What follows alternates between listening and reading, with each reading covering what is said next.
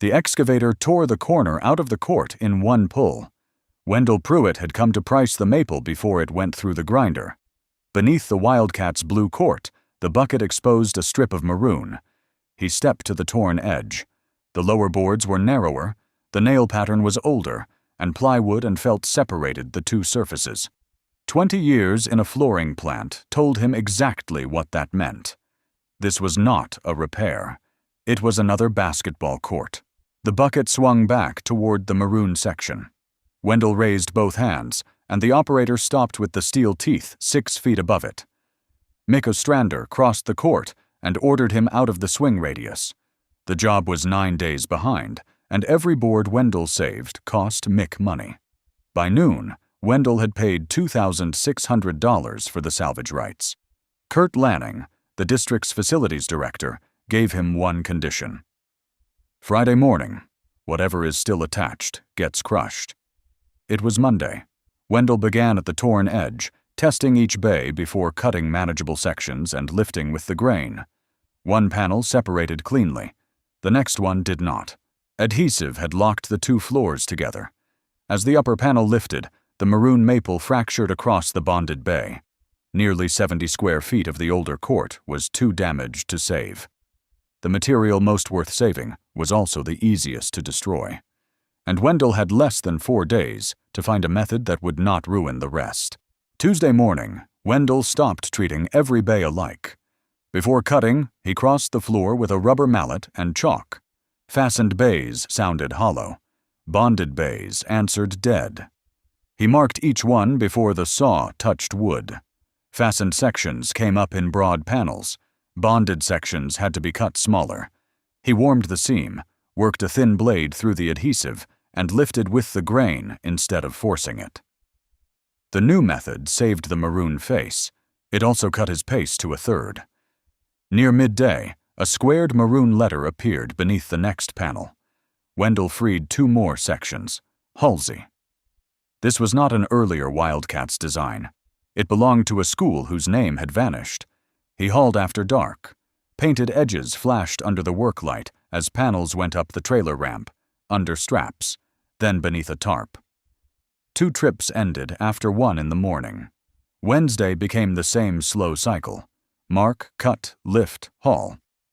That evening, Kurt Lanning stood beside the exposed letters. In 1968, consolidation erased the Halsey name, but the building stayed. Removing the old court had been cut from the budget. In 1969, crews covered it with felt and plywood, then installed the Wildcats' blue and gold floor above it. They didn't tear Halsey down. They covered it up and changed the name. By Thursday night, Wendell had cleared the west half. The east half was still attached, including the broadest painted section he had found. The excavator was scheduled to restart at sunrise. At sunrise, Wendell was still working the east half when the demolition trucks arrived. Mick checked the remaining floor. He did not extend the deadline. Wendell knew the terms. He freed one final panel, 4 feet of maroon with part of the baseline through it, carried it to the trailer, and tightened the strap. Then the excavator started. The bucket folded the remaining court into sheets. Painted boards split under the steel teeth. One broad maroon section lifted almost whole, then broke apart and dropped into the roll-off. Wendell watched from beside the trailer. There was nothing left to save. The buried court had covered roughly 2,100 square feet. He recovered about 1,100. Fewer than 400 square feet carried recognizable paint or lettering. Whatever remained at sunrise was in a dumpster by noon. There would never be more material from that Halsey court. At his shop, Wendell pulled the metal, scraped the adhesive, and sorted the panels. Wildcats blue filled one side. The maroon stack was much smaller. For his first test, he chose a cracked maroon offcut and treated it like ordinary reclaimed maple. One pass through the sander erased the paint. The game lines were barely more than 1/100th of an inch thick. Normal refinishing would remove the very thing that made the wood valuable. So Wendell changed the rule: scrape around the paint, clean it by hand, and seal the original surface. Saving the floor had taken 4 days. Working it without erasing its history would take much longer. Wendell worked the widest maroon panel with a cabinet scraper and a soft brush, lifting grime without touching the paint. As the dirt came away, separate marks began to join. First a few cream letters, then the full name, HALSEY MILLERS. The maroon was still deep, and the cream edges were sharp. Felt and plywood had protected the surface since 1969. No shoes, sunlight, or refinishing machine had touched it. When Wendell turned the panel over, he found carpenter pencil writing on the underside. 3 surnames, a set of initials, and beneath them, a date. October 1951. The men who installed the floor had signed their work. Some of the boys who played on it afterward could still be alive. Wendell photographed the lettering and carried a small maroon offcut to the school. Kurt Lanning led him into the trophy room. Wildcats trophies filled the lit cases. Halsey trophies sat in cardboard boxes underneath them, their brass dark with age. Nearby were faded yearbooks and team photographs of boys in maroon and cream uniforms marked Millers. Down the hall, Kurt found an old Halsey Alumni Association binder in a records closet. It had not been updated in 10 years. Some phone numbers were crossed out. Others still belonged to people in their 70s and 80s. In a 1963 team photograph, Wendell found a guard named Emmett Rausch. The address in the binder was 3 miles from his shop. Wendell left with copies of the pages. He had saved part of the floor. Now he knew who might still remember standing on it. Emmett Rausch answered on the second ring and asked Wendell to meet him at the diner. Wendell brought 1 finished plaque, 3 maroon letters from Halsey, cleaned and sealed without hiding the scratches. Emmett turned it toward the window and traced the paint with 2 fingers. Then he set it flat and looked at it, the way a player looks at a court. "Is it for sale?" Wendell said $500. Emmett wrote the check. He never posted it online. He left the plaque on the table and told everyone who stopped what it was.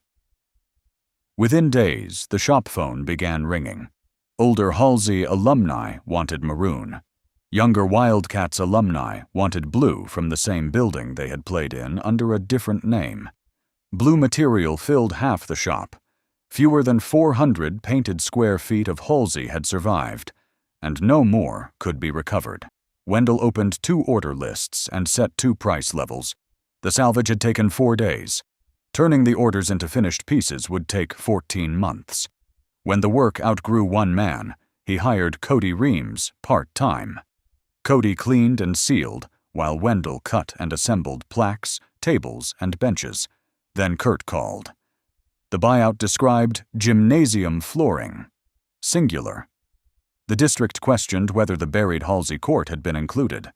Wildcats' orders could continue. Every Halsey sale had to stop.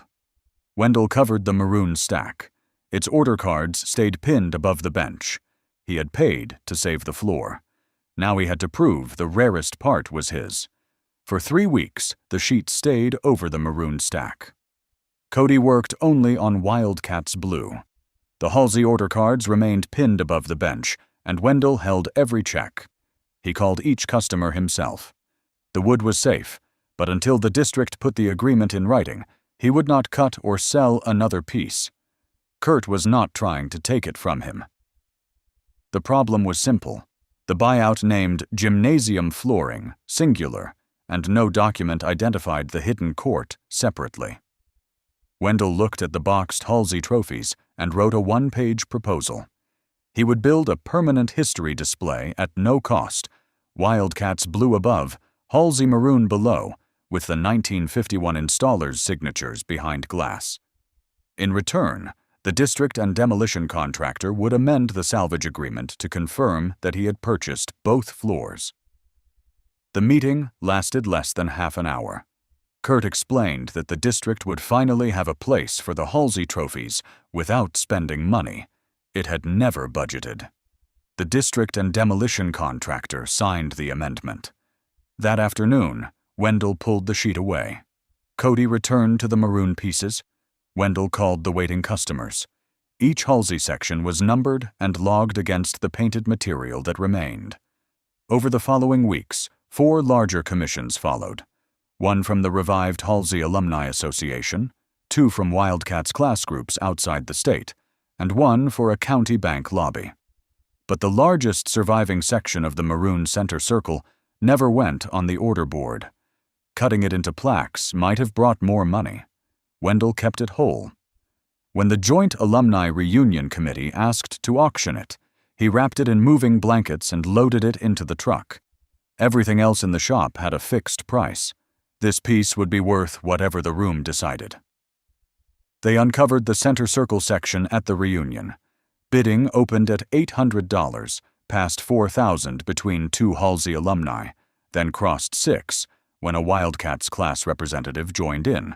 At $8,500, it sold to a Halsey graduate from 1966. That completed 14 months of work. 240 Wildcats plaques brought $34,800 across 180 scarcer Halsey plaques, including Emmett's first piece. Sales reached $40,500. 18 coffee tables, 6 benches, and 4 large alumni panels added $44,200. With the center circle, Wendell's gross sales reached exactly $128,000. Not profit. The district display was free and not counted. In the new school lobby, Wildcats blue was mounted above Halsey maroon, as the floors had rested for 57 years. The October 1951 signatures sat behind glass, and Halsey's trophies finally came out of their boxes. Kurt checked the installation. Mick paused in the doorway, looked once, and returned to his truck. Would you have cut that center circle into smaller pieces, or kept it whole? Emmett stopped before the preserved Halsey lettering and placed 2 fingers against the glass. Wendell watched from several steps back, then moved aside as the other alumni gathered around. For 57 years, one school's name had been hidden beneath another. Now both names stood together where everyone could see them.